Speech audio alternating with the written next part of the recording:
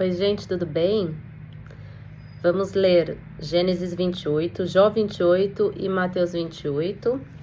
Gênesis na Torá, Jó na Bíblia Jerusalém e Gênesis na Bíblia Ave Maria.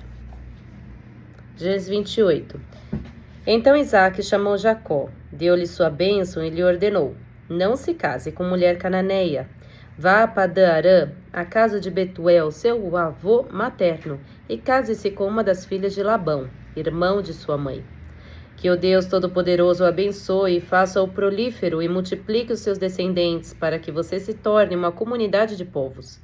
Que ele dê a você, seus descendentes, a bênção de Abraão, para que você tome a posse da terra na qual vive como estrangeiro, a terra dada por Deus a Abraão. Então Isaque despediu Jacó e este foi para Padã-Arã, a Labão, filho do arameu Betuel, irmão de Rebeca, mãe de Jacó e Esaú. Esaú viu que Isaque havia abençoado a Jacó e havia mandado a Padã-Arã para escolher ali uma mulher e que, ao abençoá-lo, dera-lhe a ordem de não se casar com mulher cananeia. Também soube que Jacó obedecera seu pai e sua mãe e fora para Padã-Arã. Percebendo então Esaú que seu pai Isaque não aprovava as mulheres cananeias, foi à casa de Ismael e tomou a Maalate, irmã de Nebaiote, filha de Ismael, e filho de Abraão, além das outras mulheres que já tinha. O sonho de Jacó em Betel. Jacó partiu de Berseba e foi para Harã. Chegando a determinado lugar, parou para pernoitar, porque o sol já se havia posto. Tomando uma das pedras dali, usou-a como travesseiro e deitou-se. E teve um sonho no qual viu uma escada apoiada na terra e o seu topo alcançava os céus. E os anjos de Deus subiam e desciam por ela. Ao lado dele estava o Senhor, que lhe disse: eu sou o Senhor, o Deus de seu pai Abraão e o Deus de Isaque. Darei a você e seus descendentes a terra na qual você está deitado. Seus descendentes serão como o pó da terra e se espalharão para o oeste e para o leste, para o norte e para o sul. Todos os povos da terra serão abençoados por meio de você e de sua descendência. Estou com você e cuidarei de você aonde quer que vá. E eu o trarei de volta a esta terra. Não o deixarei enquanto não fizer o que me prometi. Quando Jacó acordou do sono, disse: sem dúvida o Senhor está neste lugar, mas eu não sabia. Teve medo e disse: temível é este lugar, não é outro senão a casa de Deus, esta é a porta dos céus.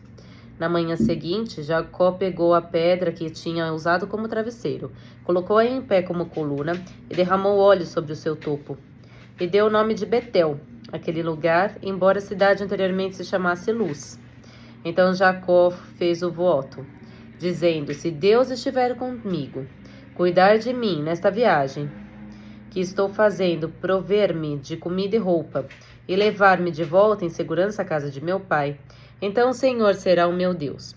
E esta pedra que hoje coloquei como coluna servirá de santuário de Deus, e de tudo o que me deres, certamente te darei o dízimo. Amém. Vamos para Jó, capítulo 28. O homem tem conhecimento das coisas da terra. Na verdade, há veios de onde se extrai a prata e lugar onde se refina o ouro. O ferro tira-se da terra e da pedra se funde o cobre. Ele põe fim às trevas e toda a extremidade ele lá esquadrilha. A pedra da escuridão é a da sombra da morte. Abre um poço de mina longe dos homens em lugares esquecidos do pé, ficando pendentes longe dos homens. Oscilam de um lado para o outro. Na terra procede o pão, mas por baixo é revolvida como por fogo. As suas pedras são o lugar da safira e tem pó de ouro. Essa vereda a ave de rapina a ignora e não a viram os olhos da gralha.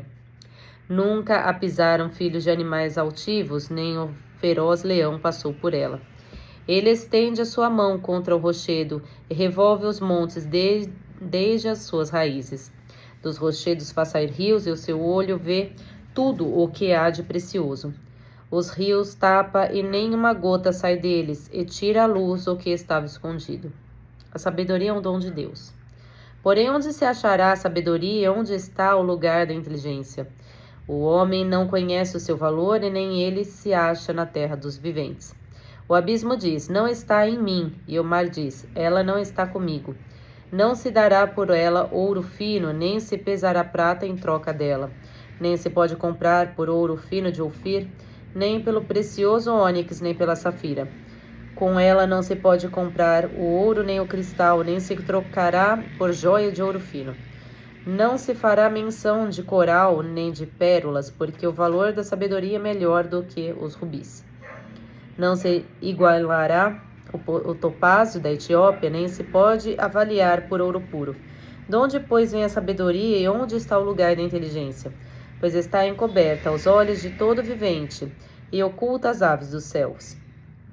A perdição e a morte dizem: ouvimos com os nossos ouvidos a sua fama. Deus entende o seu caminho e ele sabe o seu lugar, porque ele vê as extremidades da terra e vê tudo o que há debaixo dos céus.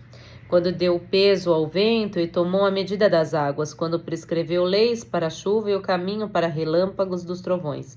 Então a viu e relatou, estabeleceu-a e também a esquadrinhou.